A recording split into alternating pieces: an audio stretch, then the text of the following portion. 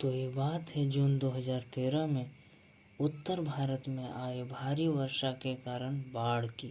उत्तराखंड, जो प्राकृतिक सुंदरता की रानी कही जाने वाली पहाड़ियाँ, ऊंचे पेड़, गहरी नदियाँ, रास्तों पर बहती झरने किसी को भी मोह लेती है। न जाने 2013 में किसकी नज़र लग गई और एक बहुत बड़ी प्राकृतिक आपदा हुई।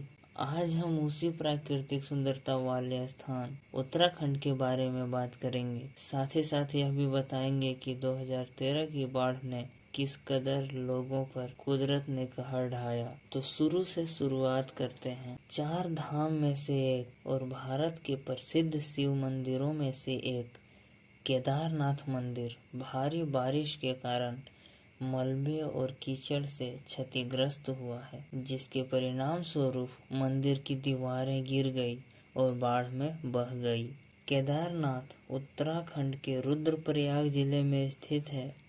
यह स्थान समुद्र तल से 3584 मीटर की ऊंचाई पर हिमालय पर्वत के गढ़वाल क्षेत्र में आता है। हिंदू धार्मिक ग्रंथों में उल्लिखित 12 ज्योतिर्लिंगों में से सबसे ऊंचा ज्योतिर्लिंग यहीं पर स्थित है। चतुर्भुजाकार आधार पर पत्थर की बड़ी बड़ी पट्टियों से बनाया गया यह मंदिर करीब 1000 वर्ष पुराना है और इससे गर्भगृह की ओर ले जाती सीढ़ियों पर पाली भाषा में शिलालेख भी लिखे हैं।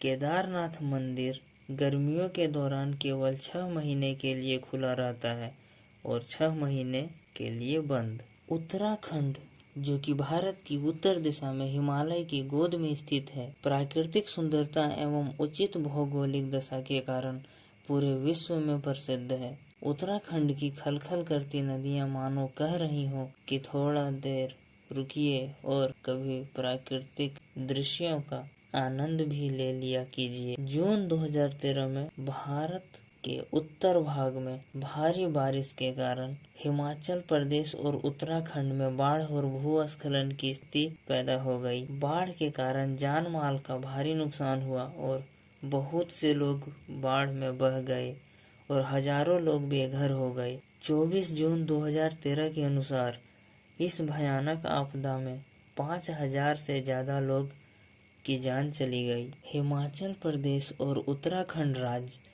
वन पर्वत श्रेणियों और बर्फ से ढके चोटियों से भरे हुए हैं। यहाँ कई तीर्थ स्थलों के साथ साथ देश विदेश के पर्यटकों के आकर्षण के लिए प्राकृतिक दृश्य विद्यमान हैं। 17 जून 2013 को उत्तराखंड राज्य में हुई अचानक मूसलाधार वर्षा 340 मिलीमीटर दर्ज की गई, जो सामान्य बेंचमार्क 65.9 मिलीमीटर से 375% ज्यादा थी, जिसके कारण बाढ़ की स्थिति उत्पन्न हुई। इसी दौरान अचानक उत्तरकाशी जिले में बादल फटने के बाद अस्सी गंगा और भागीरथी में जल स्तर बढ़ गए। वहीं लगातार हो रही बारिश की वजह से गंगा और यमुना का जल स्तर भी तेजी से बढ़ा। कुमाऊं हो या गढ़वाल मंडल, बारिश हर जगह हो रही थी। हरिद्वार में भी गंगा खतरे के निशान के करीब पहुंच गई, जिसके चलते गंगा तट पर बसे सैकड़ों गांवों को बाढ़ ने निगल लिया। इस आपदा का कारण माना जाता है कि भारी बारिश के बारे में सरकारी एजेंसियों और भारतीय मौसम विज्ञान विभाग द्वारा पहले से व्यापक प्रचार नहीं दिया गया। इस वजह से हजारों लोगों के जीवन और संपत्ति का भारी नुकसान हुआ। बाढ़ के कारण भूस्खलन होने लगे। उत्तराखंड के इलाके अधिकतर पहाड़ी क्षेत्रों से बने हुए हैं, इसलिए बाढ़ के कारण भूस्खलन उधर होने लगा, जिससे सैकड़ों घर उजड़ गए। कुदरत का कहर सबसे ज्यादा पहाड़ी राज्यों उत्तराखंड और हिमाचल प्रदेश में बरपा। सबसे ज्यादा तबाही रुद्रप्रयाग जिले में स्थित शिव की नगरी केदारनाथ में हुई। केदारनाथ मंदिर का मुख्य हिस्सा और सदियों पुराना गुंबद तो सुरक्षित है, लेकिन प्रवेश द्वार और आसपास के सारे इलाके या तो बह गए या पूरी तरह तबाह हो गए। उत्तराखंड के केदारनाथ, रामबाड़ा, सोनप्रयाग, चंद्रपुरी और गौरीकुंड में भारी नुकसान हुआ था। भारत के प्रधानमंत्री ने उत्तराखंड राज्य के सबसे अधिक प्रभावित क्षेत्रों का हवाई सर्वेक्षण किया और 1000 करोड़ की आर्थिक सहायता पैकेज की घोषणा राज्य में आपदा राहत प्रयासों के लिए की। उत्तर प्रदेश सरकार ने उत्तराखंड के लिए 25 करोड़ वित्तीय सहायता की घोषणा की।